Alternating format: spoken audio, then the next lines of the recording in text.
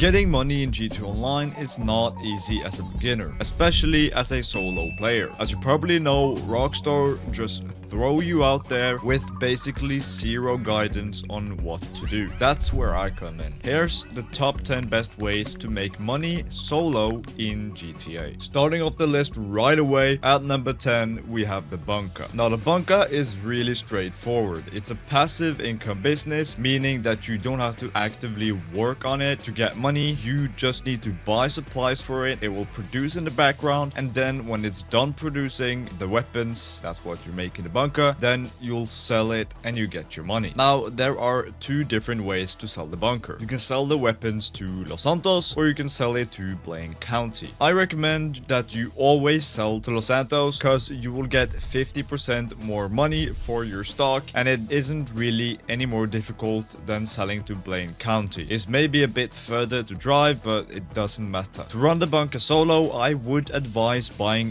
one full batch of supplies for 75k and then selling straight after that one batch of supplies is done producing. This way you will guarantee yourself only having to deliver one delivery vehicle. If you have both the staff upgrade and the equipment upgrade, you will get $210,000 for each sale you do solo. That is a $135,000 profit. However, there is more. If you sell that same batch in a full public lobby, you can get up to 50% more cash because of the high demand bonus, meaning you can get over 300k every time you sell the bunker as a solo player. If you have both the upgrades for the bunker, you will earn about $79,000 per hour. With no upgrades, you will basically earn half of that at $40,000 an hour. So it's definitely recommended to buy these two upgrades, although they can be pretty pricey, almost costing 2 million altogether, but it's recommended to get them. You also have the little excess weapons mission, the ammunition contract with the bunker.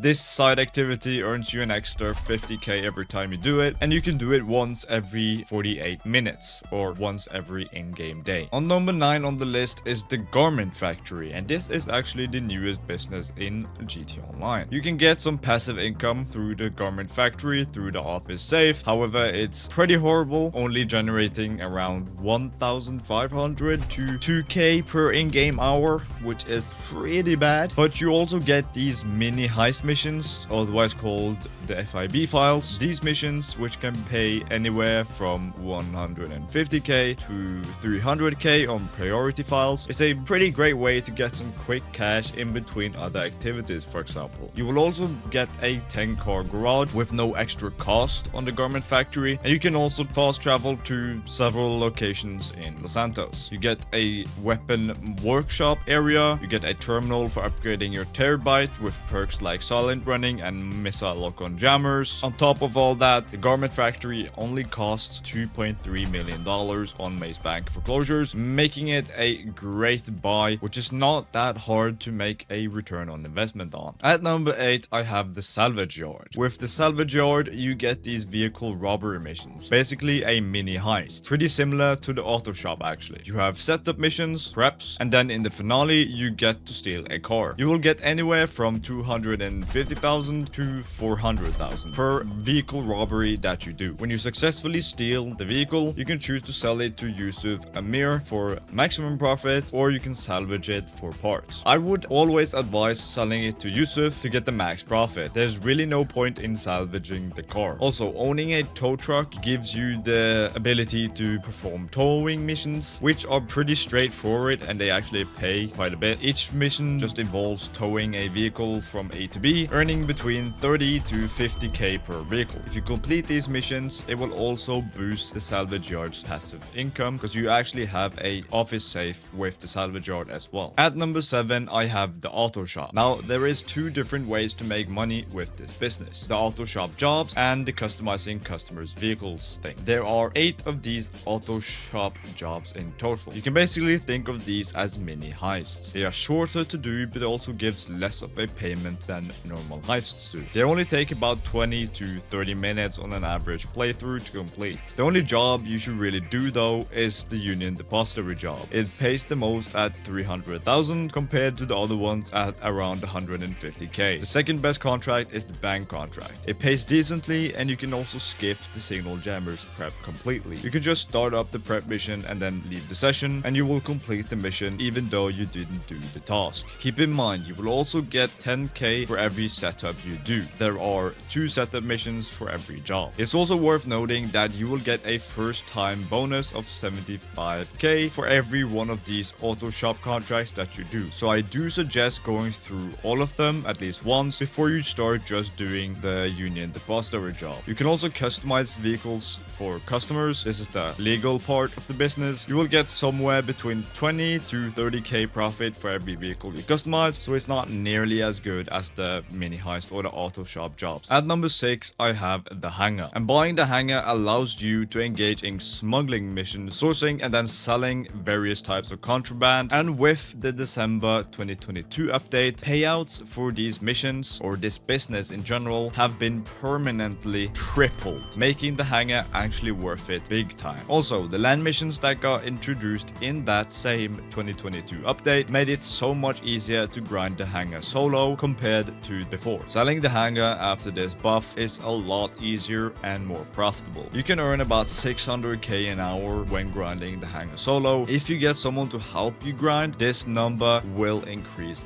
massively. A little extra to all this as well is that by buying the hangar, you will get somewhere to place all your aircraft. If you don't have a hangar, you can't store your aircraft anywhere. At number 5, I have the Clucking Bell farm raid. Now, the Clucking Bell farm raid is relatively new actually, and it's a great way to make money, especially if you are playing as a solo player. Completing the Clucking Bell farm raid gives you $500,000, and if it's your first time playing through the heist, you will get 750k altogether as a first time playthrough bonus. Also, there's no requirement to get access to this heist. You will just need to wait for Vincent to call you, and then you head over to the yellow V marker at Vespucci police station. It's really easy, and the heist itself probably will just take you around 45 minutes to an hour. If you're quick, maybe even less, so you can do it pretty quickly, and it's overall just a very underrated heist with very good solo money potential. If you run this heist back to back with some K Perico and the Dr. Dre contract, which we will come back to shortly, you will be earning a bunch of money very quickly. Talking about the Dr. Dre contract, at number 4, I have the agency. Now with the agency, there are a few different ways to earn money with it. The first and the most obvious one is the Dr. Dre storyline mission thing, or otherwise called as the contract. By completing this storyline, you will get $1 million.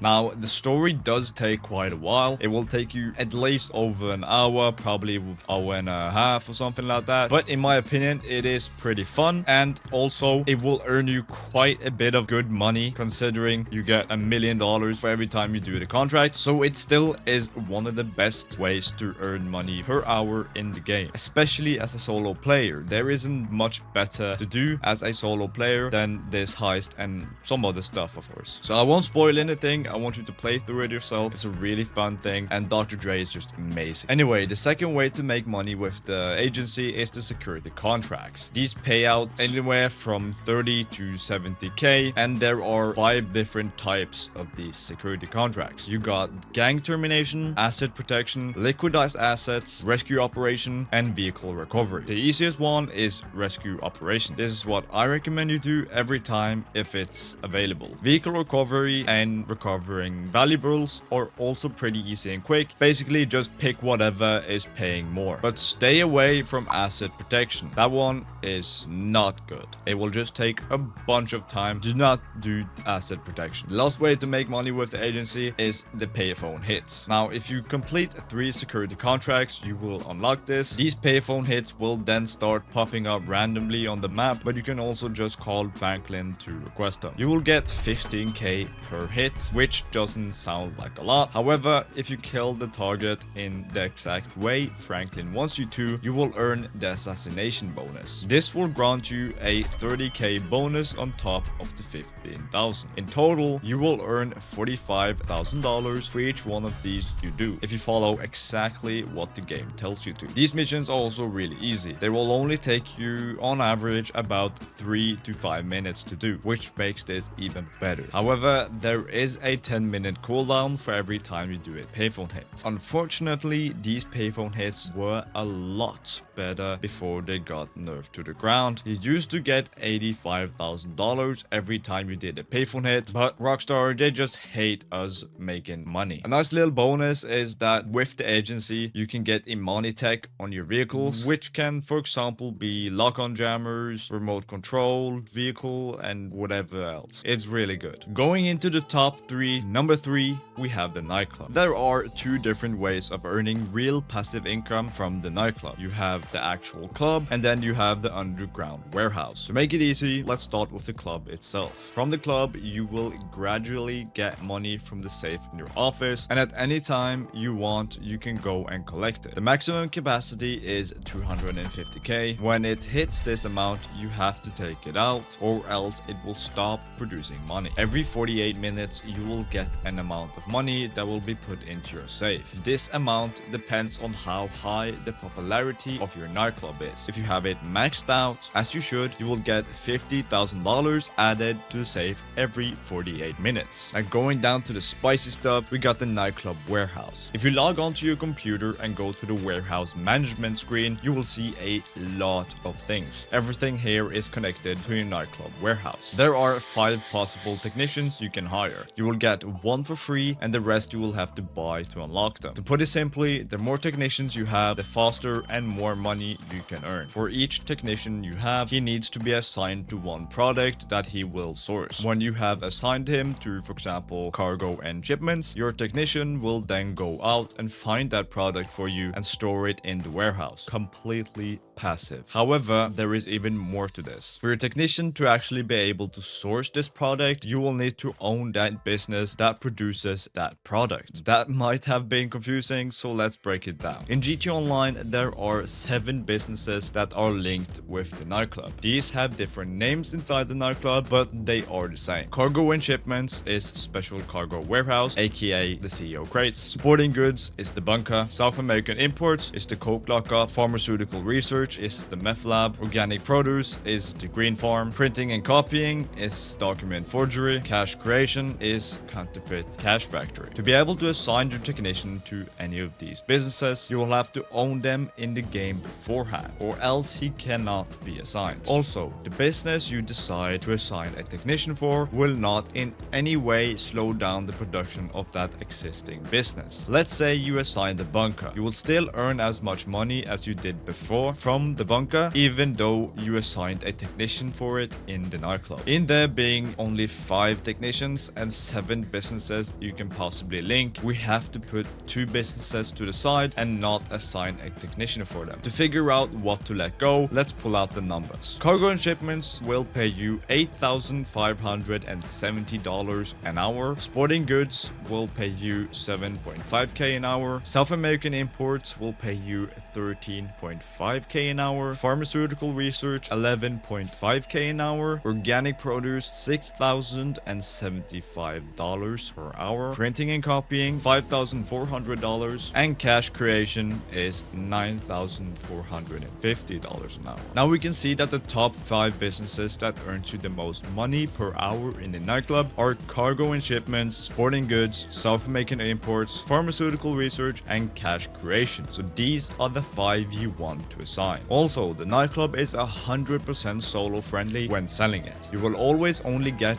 1 delivery vehicle to deliver, so you can easily do it by yourself. At number 2, we have the Asset Lab. The Asset Lab is very similar to other passive businesses like the Bunker, like the MC businesses, etc. You will need supplies for your Asset Lab in order to make some products. You can purchase these supplies from MUTs, or you can source them yourself. Each full batch of supplies will cost cost you $60,000, and the steal supplies missions provide you with 25% of supplies. You can definitely try the supply missions to play it for the content, but if you are only in it for the money, then simply skip them and just buy supplies. Without the equipment upgrade, you will have to buy about 3 batches of supplies, which is 180k, to fully fill up the business. It will then sell for 237k, which is a $57,000 profit. Horrible, I know. However, with the equipment upgrade, you will only have to buy about 1.5 batch of supplies, which is 90k, and the sell value will also be increased to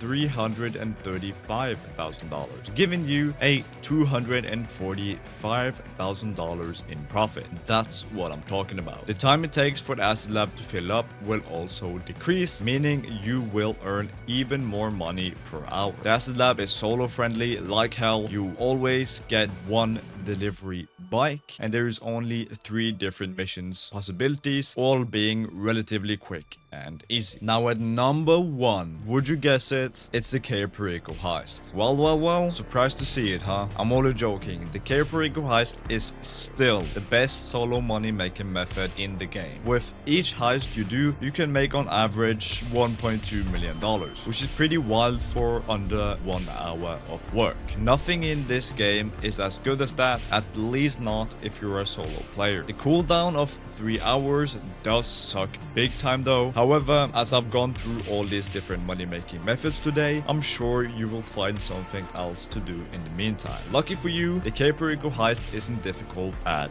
all if you know what you're doing. To help you with that, I have made an extensive guide on how to do the Cayo Perico heist solo and come out of it with millions in your bank account. Click on it now to unlock your full potential as a GTA player. Subscribing and leaving a like would also help out greatly. God bless and thank you for watching. Yeah.